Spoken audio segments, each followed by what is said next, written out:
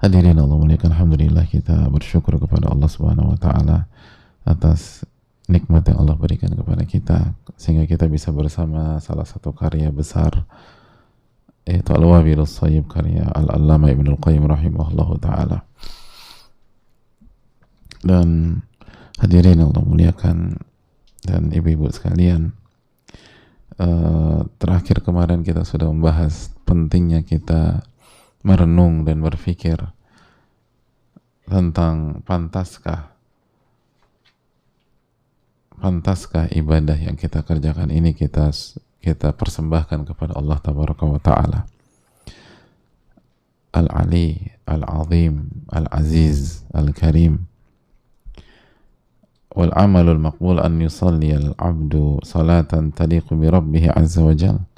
Karena amal yang diterima, kata para ulama, adalah pada saat seorang hamba itu mengerjakannya seperti salat. Pada saat hamba itu salat, ia salat dengan salat yang pantas untuk dipersembahkan kepada Allah.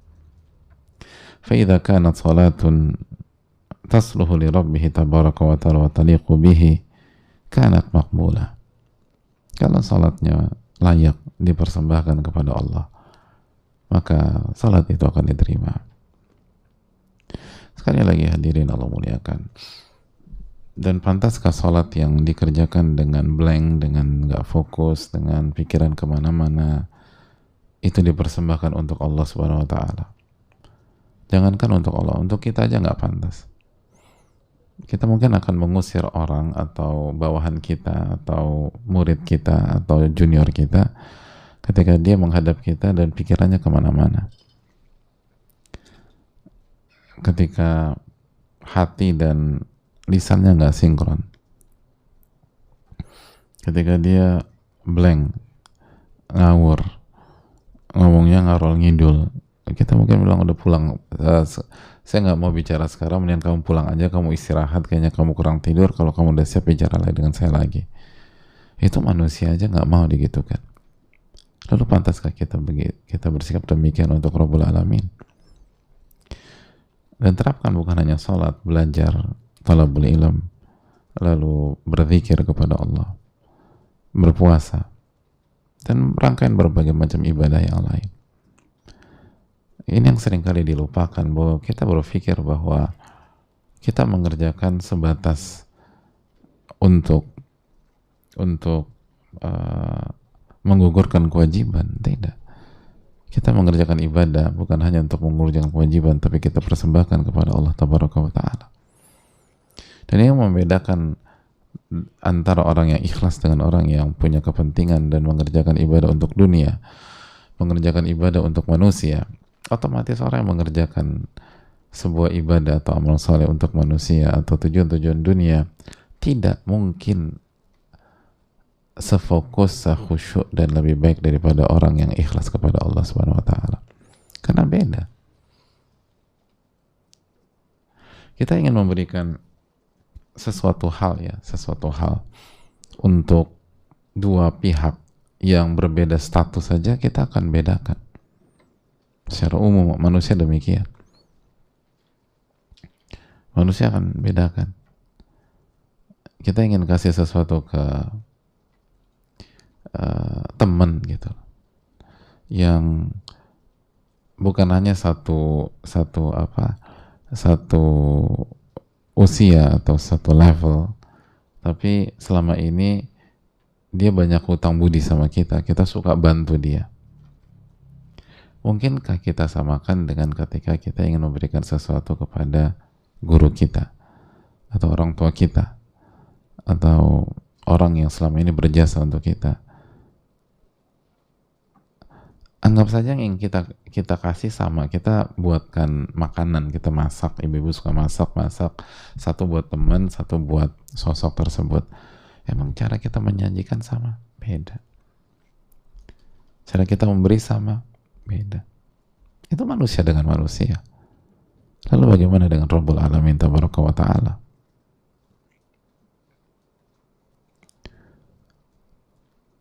Nggak mungkin sama.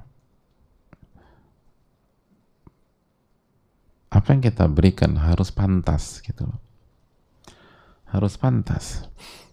Kita mau kasih hadiah aja kita lihat pantas nggak ya kalau kayak saya kasih barang seperti ini ke sosok tersebut, dipakai nggak ya gitu.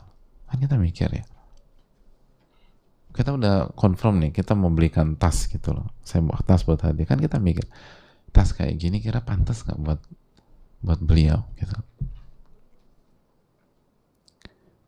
dipakai apa enggak, sesuai dengan apa kedudukannya apa tidak. Kita nggak akan bicara sembarangan.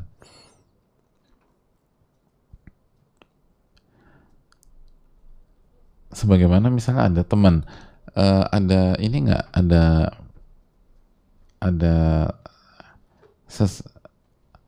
mungkin ada kantongan nggak gitu, kita kan nanya untuk apa. Untuk sendal jepit aku gitu loh, aku mau ke sebuah tempat, mau nggak ada tempat penitipan barang, atau mungkin mau ke ada masjid atau apa dan seterusnya, nggak ada tempat penitipan sendal atau jauh, aku cuman pakai sandal jepit aja, kira-kira kita akan kasih goodie bag segala macam? Enggak. Oh ini pakai kantong kresek aja gitu, kantong plastik hitam misalnya, atau yang putih. Kenapa? Pantas buat apa? Buat sandal jepit. Jadi kalau buat sandal jepit pantas, tapi kalau buat barang lain nanti dulu, kita bicara yang lain.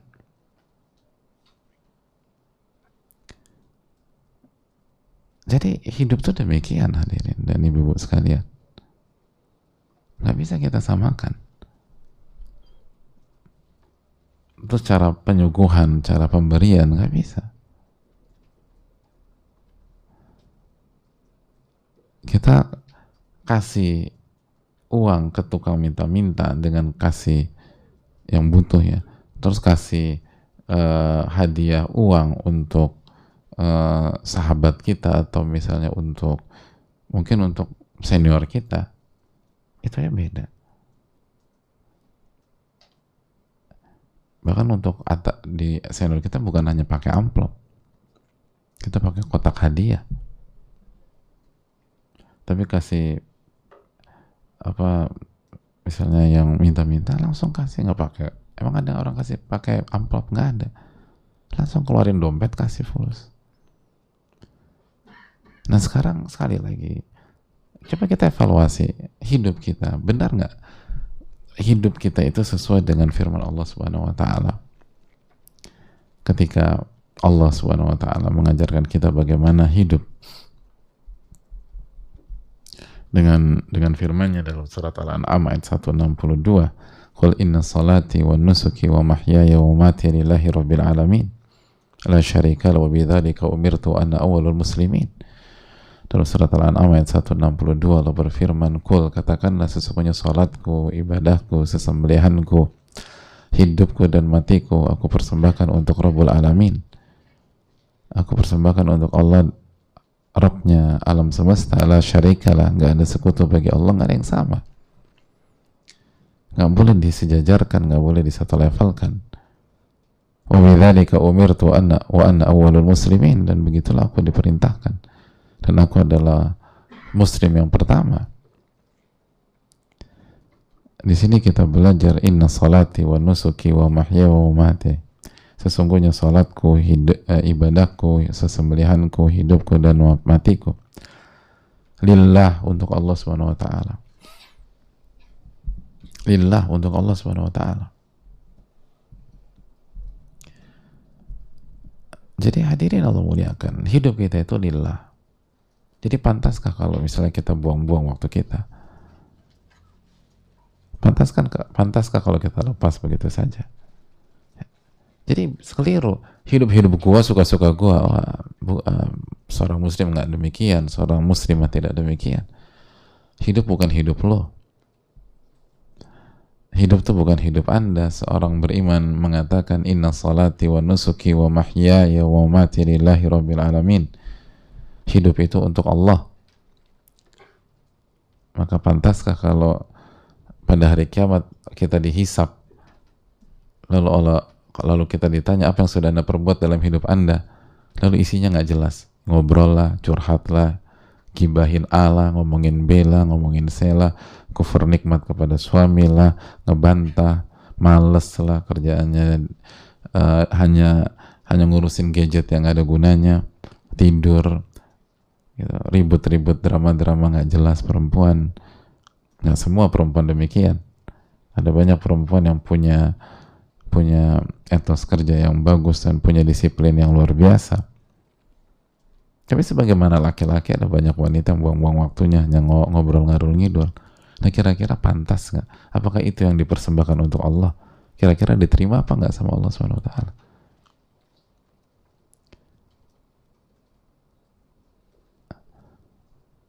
Jadi kira-kira atau kita belajar, kita mencatat, kita duduk di kajian, itu pantas nggak dipersembahkan untuk Allah Subhanahu Wa Taala? Di kajian kita nguap, kerjanya nguap aja, terus ngantuk lah, males lah, segala macam lah, mikir sana mikir sini. Kira-kira pantas nggak itu dipersembahkan untuk Allah Taala?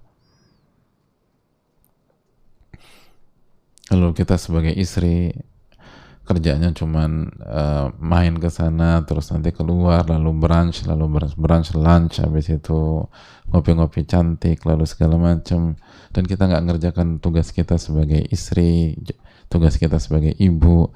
Lalu pas suami pulang kita nggak jelas kemana tanpa ada alasan syar'i. Pantas nggak kita persembahkan itu untuk Allah Taala? Itu hal penting. Atau kita berpenampilan, pantas nggak penampilan itu dipersembahkan untuk Allah Subhanahu Wa Taala? Kan demikian ya. Ada banyak suami itu bilang ke istrinya, kalau kamu jalan sama aku, tolong pakai pakaian yang benar, jangan malu-maluin aku. Ada banyak suami bilang demikian, karena sebagian istri nggak memperhatikan penampilannya. Bahkan suami saja nggak mau istrinya tampil suka-suka gitu lah. Atau di sebuah acara atau sebuah event, itu kalau kita salah atau nggak masuk ke kualitas pakaian dan wardrobe mereka, kita bisa nggak boleh masuk. Makanya ibu-ibu kan nanya, kita mau kemana nih? Acaranya apa? Itu wanita-wanita yang punya kematangan dan cara berpikir, itu langsung ada gambaran, oh berarti saya harus pakai atasan ini, bawahan ini, atau saya harus pakai hijab seperti ini, saya harus demikian, bagaimana tetap sesuai dengan tuntunan atau sesuai dengan syariat, tapi tetap juga menjaga norma kepantasan acara tersebut, Pak, sesuai atau kepantasan event tersebut. Itu untuk manusia aja kita berpikir demikian. Kalau nggak, Anda nggak ngerti kehidupan. Lalu pantaskah dipersembahkan untuk Allah Taala? Pantaskah dipersembahkan? Misalnya simpel aja, misalnya ada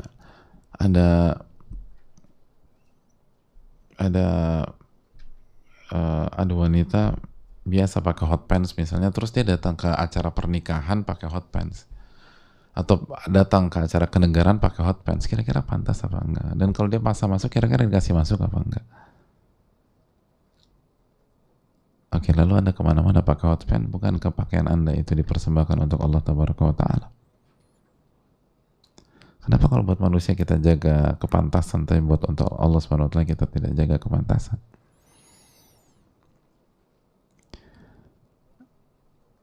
Ada banyak contoh dalam masalah ini, hadirin Allah muliakan, dan sering kita lupakan.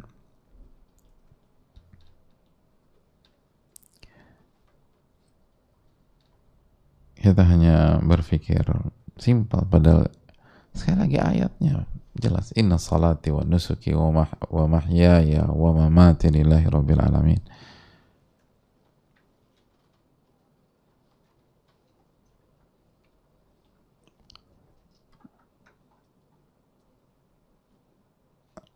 Hidup itu tentang kepantasan. Itu hidup itu ada standar, hadirin, ada standar. Dan semakin berkualitas lingkungan tersebut, semakin berkualitas sekolah itu, semakin berkualitas kantor tersebut, standar semakin tinggi. Dan mereka bermain dengan norma kepantasan. Makanya ketika kita nggak perform, kita akan ditegur, Anda nggak pantas bekerja di sini. Bahasanya begitu. Kantor kami nggak cocok buat Anda nggak pantas di sini. Anda bisa cari di tempat lain. Lalu pantaskah itu dipersembahkan untuk Allah? Al-Aziz, Al-Ali yang maha tinggi. Makanya sekali lagi ya, jamaah dan ibu-ibu sekalian, orang yang ikhlas itu bukan hanya sebatas hanya mencari wajah Allah. Orang yang ikhlas itu kelihatan dari performanya.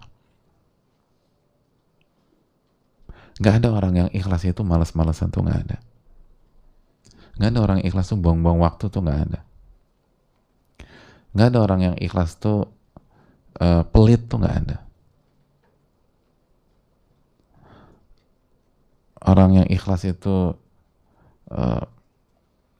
ininya buruk tuh enggak, karena dia ngerti, inna salati wa nusuki wa mahyaya wa mati, hidup aku itu aku persembahkan untuk Allah. Maka mikir-mikir kita berhadapan dengan orang paling kaya di Jakarta. Pak, kira-kira siapa di antara kita yang berani ngasih 1.000 rupiah ke dia gitu? Terus kita bilang, sedekah Pak. Ini orang paling kaya se-Jakarta, Anda kasih 1.000 rupiah. Anda kasih 1.000 euro aja nggak pantas. Anda kasih 1.000 dolar aja nggak pantas. Terus bilang saya lagi. Makanya orang yang ikhlas tuh nggak pelit. Kecuali kalau 1.000 rupiah hanya itu uang kita. Kita bilang ke orang paling kaya itu, Pak ini 1.000, jangan lihat 1.000-nya. Saya nggak punya uang lain. Saya nggak punya uang sama sekali, yang kecuali 1.000. Maka saya kasih Anda 100% dari harta saya. Baru dia akan terima. Baru dia akan terharu. Karena dia bukan lihat 1.000, dia lihat persentase.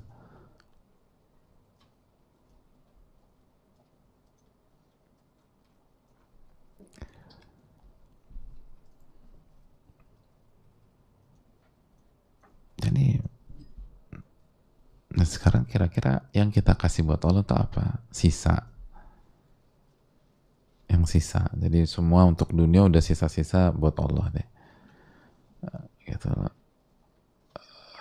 Yang kita kasih buat Allah tuh pikiran bercabang. Makanya sholatnya mikirnya ke kanan, ke kiri, segala macam. Itu yang kita kasih buat Allah. Lalu kita berharap diterima sama Allah Subhanahu Wa Taala dengan penerimaan yang hangat. Anda salah kaprah. Innallaha thayyibun la yaqbalu illa thayyiba. Itu dikatakan Nabi SAW. Sesungguhnya Allah yang maha baik dan Allah tidak akan terima kecuali yang baik. Allah nggak akan terima kecuali yang berkualitas.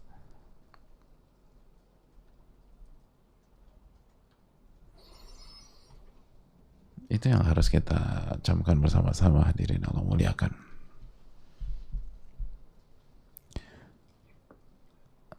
Dan itulah kehebatan orang yang ikhlas. Makanya orang yang ikhlas, orang yang punya hati yang baik, itu bukan hanya parsial dampaknya, tapi efeknya tuh kemana-mana. Orang yang ikhlas akan totalitas gitu aja. Orang yang ikhlas akan totalitas. Dan dia ngerjain sesuatu nggak setengah-setengah. Makanya kan innallaha yuhibbu idza amila ahadukum amalan an yutqina. Allah itu mencintai seseorang yang apabila mengerjakan sesuatu dia totalitas.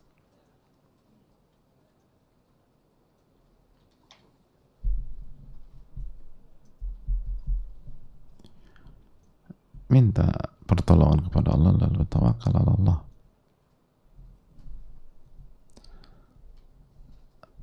Makanya sebuah nasihat yang simple tapi tajam. Wal amalul maqbul an yusallil abdu salatan taliqu bi rabbih azza wa jalla. Amal yang diterima adalah saat hamba itu salatnya itu pantas kalau dipersembahkan untuk Allah. Itu aja. Jadi coba tanya deh, tadi salat subuh nih kira-kira pantas nggak dikasih buat Allah? Gitu. Ada sebagian kita itu kalau orang tahu hakikat salatnya malu dia, malu dia. Setelah sholatnya ditanya, tadi imam baca surat apa? Gak ngerti, dia blank.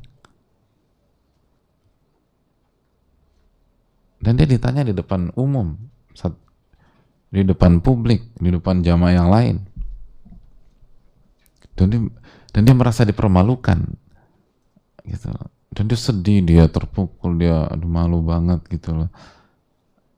Akhirnya semua orang tahu bahwa aku tuh sholatku tadi tuh nggak khusyuk, aku blank, bahkan aku nggak ngerti imamnya baca sholat apa.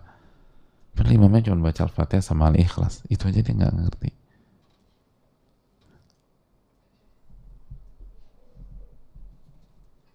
Jadi hadirin yang Allah muliakan,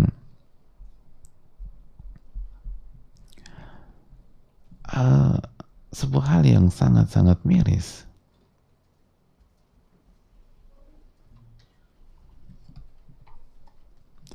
Sesuatu yang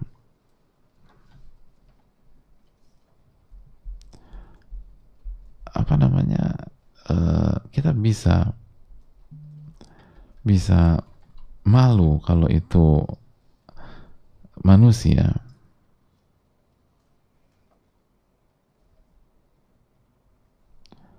Tapi kalau sama Allah tuh santai-santai aja. Dan itu menunjukkan lemahnya iman. Dan itulah yang Allah firmankan dalam surat An-Nisa ayat 108. Yastakhfuna minan nas wa la yastakhfuna min Allah. Wa huwa ma'ahum. Yastakhfuna minan nas. Surat An-Nisa ayat 108. Wa la yastakhfuna min Allah. Wa huwa ma'ahum. إذ يبيتون ما لا يرضى من القول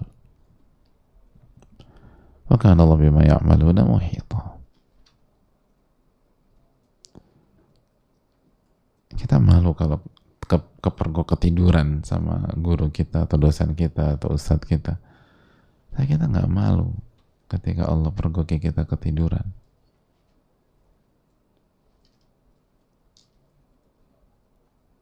Yastakhfuna min Allah, yastakhfuna minan nas wa la yastakhfuna min Allah. Dan begitulah. Dan karena lemahnya iman, malu kalau di hadapan manusia tapi nggak malu di hadapan Allah. Na'udzubillah tsumma na'udzubillah. Oleh karena itu hadirin, kira sekali lagi, apakah pantas kita berikan kepada Allah?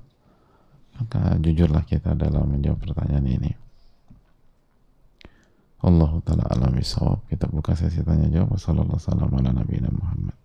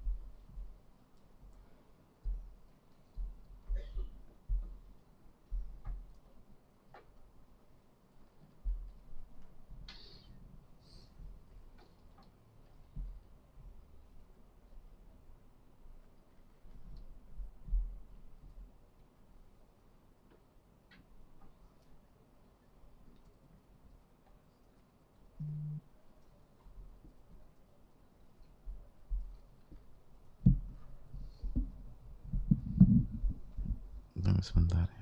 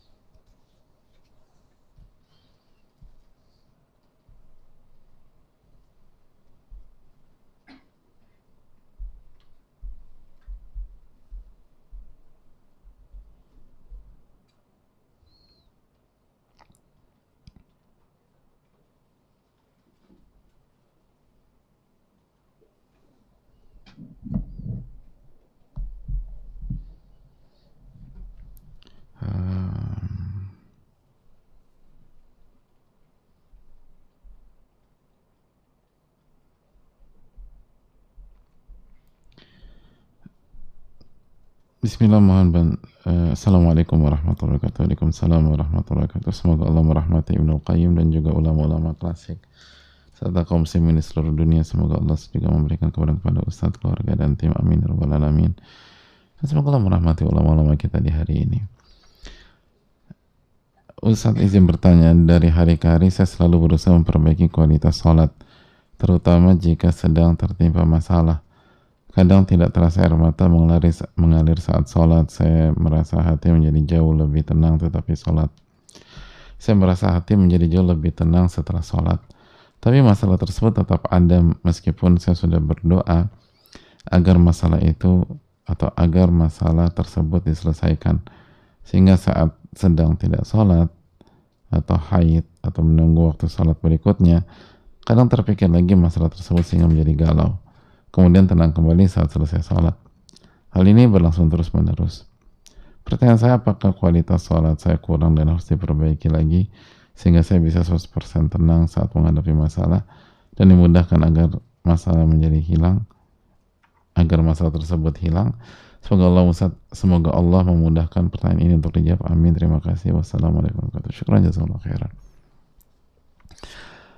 Apakah kualitas salat saya kurang? Allah ta'ala bisawab. Kita nggak susah menjudge ibadah seseorang, tapi coba renungkan kita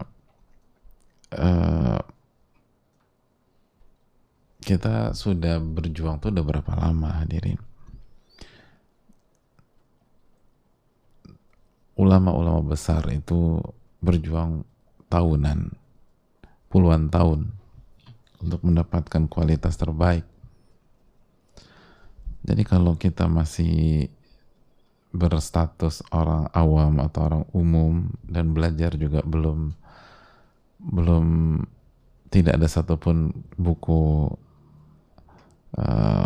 tentang Tazkiyatun Nufus sudah kita hatamkan dan lain sebagainya, dan kita masih baru belajar untuk kembali kepada Allah, maka secara umum kesimpulannya salat kita belum sempurna. Dan itu proses untuk memperbaiki diri. Dan semakin menunjukkan bahwa kita belum bisa menghadapi masalah-masalah kita dengan tenang. Itu salah satu tanda dan ciri bahwa salat kita masih punya PR. Atau masih ada PR dalam salat kita, itu lebih tepat. Masih ada PR dalam salat kita. Lalu yang berikutnya,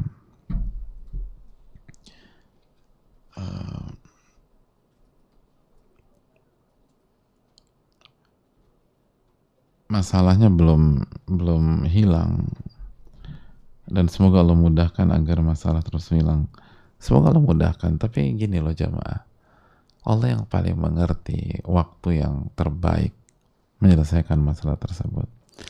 Wallahu ya'lamu antum la ta'lamun. Allah yang maha tahu, kalian nggak ngerti apa-apa. Allah juga mengatakan wa asa an takrahu syai'an wa huwa khairul lakum. jadi yang kalian gak suka itu yang terbaik buat kalian. Dan hadirin Allah muliakan, kita tahu bagaimana Nabi SAW bersabar di kota Mekah, terzolimi, tertindas, termarginalkan selama 13 tahun. Dan dia nggak ngeluh. Dan kalau kita lihat masalah kita, apakah lebih besar daripada masalah Nabi SAW di kota Mekah? Nggak ada seujung kukunya, hadirin. Jadi coba kita renungkan, kalau manusia terbaik saja sabar menunggu belasan tahun, lalu bagaimana dengan kita? Dan ketika ada beberapa sahabat yang minta segera diurai dan minta agar masalah tekanan di kota Mekah segera dihilangkan oleh Allah, dan minta agar Nabi mendoakan seperti itu, apa jawab Nabi SAW?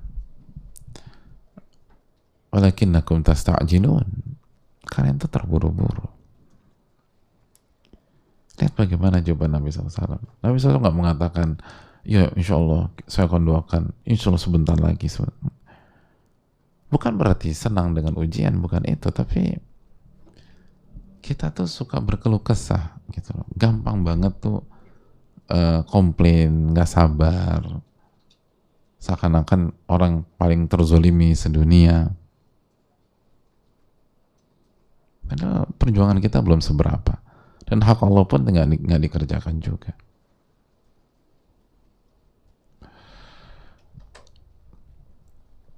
Walakinnakum tasta'jilun, kalian terburu-buru. Lalu Nabi SAW menceritakan umat sebelum kalian itu disiksa,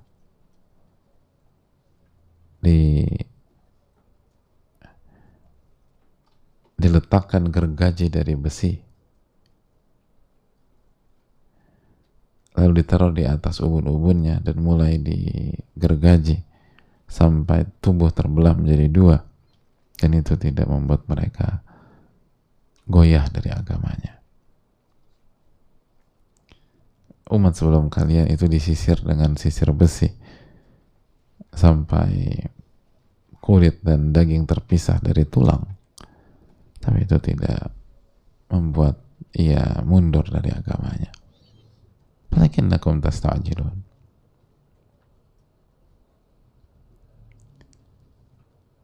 kalian terburu-buru.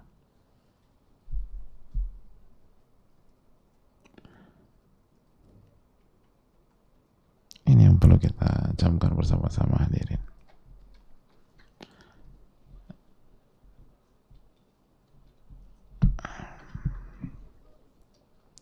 Coba buka surat Yunus ayat 88, 89. Ketika Nabi Musa berdoa, waqala Musa, surat Yunus surat ke-10. Waqala Musa Rabbana innaka ataita fir'auna wa mala'ahu. Dan berkata Nabi Musa alaihissalam, wahai Rabb kami, sesungguhnya engkau memberikan Fir'aun dan pengikutnya zinatan wa amwalan fil hayatid dunya. Engkau memberikan harta dan perhiasan dunia. Rabbana liyudhillu an sabilik, dalam rangka memalingkan mereka dari jalanmu. Lalu apa permintaan Nabi Musa?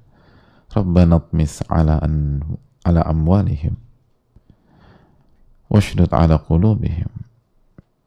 Wahai Rabb kami,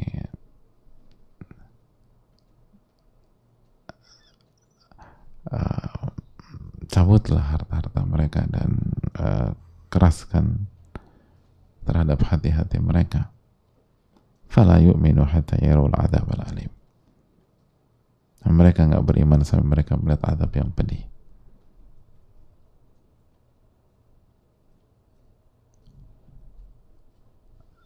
Hadirin Allah muliakan, doa dari Nabi Musa ke Firaun.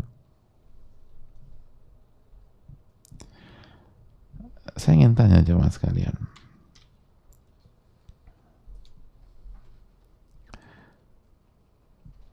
doa Nabi Musa diijabah sama Allah apa tidak?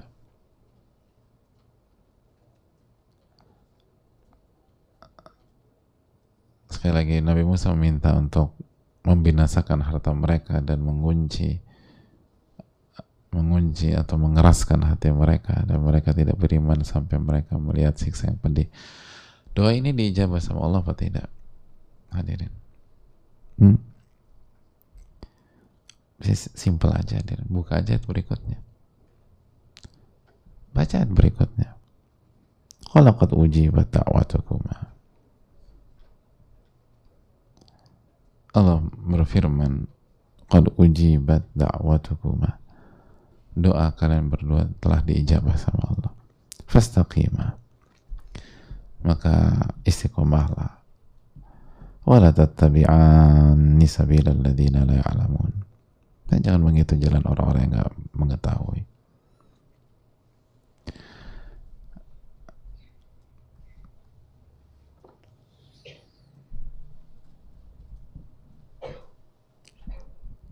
Jadi doa Nabi Musa diijabah sama Allah apa enggak, jemaah? Diijabah. Allah mengatakan, qad ujibat da'watukuma, Allah telah mengijabah doa-doa kalian, maka istiqomahlah dan jangan mengikuti jalan orang yang nggak tahu. Tapi pertanyaan yang terakhir, pertanyaan pamungkas, langsung dijawab atau tidak? Pada saat itu apa tidak?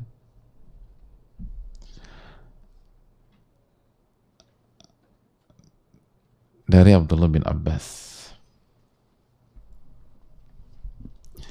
dan ini juga keterangan Ibnu Jurayj, dan juga keterangan Mujahid, bahwa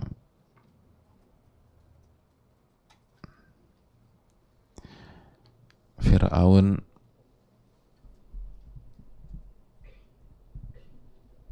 hancur setelah 40 tahun Nabi Musa berdoa dengan doa di atas.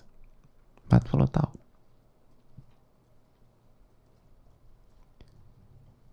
Jadi ketika Allah berangkat dari keterangan ini, ketika Allah mengatakan qala qad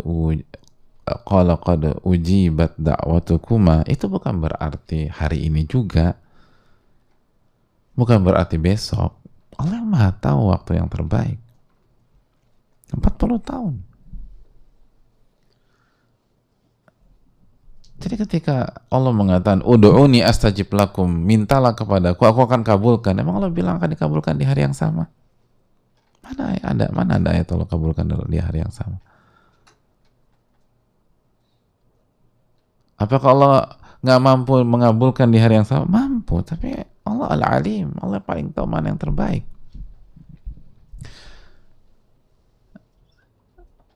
Ketika Allah SWT mengatakan wa idza sa'alaka ibadi anni fa inni qarib ujibu da'watad da'i idza da'an, dalam surat Al-Baqarah 186. Jika hambaku bertanya tentang diriku, katakan aku dekat, aku kabulkan doa orang yang meminta. Apakah Allah mengatakan Allah akan berikan H+1? Enggak. Tapi Allah janjikan diijabah.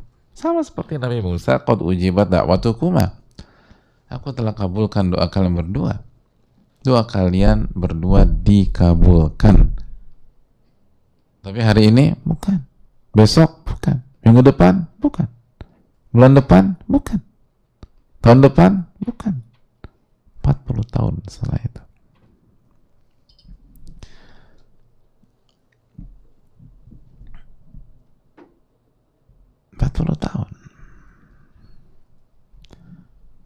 Makanya ini beda kelas antara para nabi dan kita.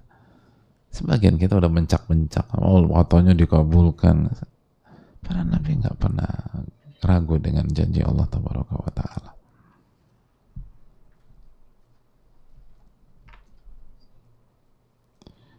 Ini yang perlu kita renungkan bersama-sama jamaah.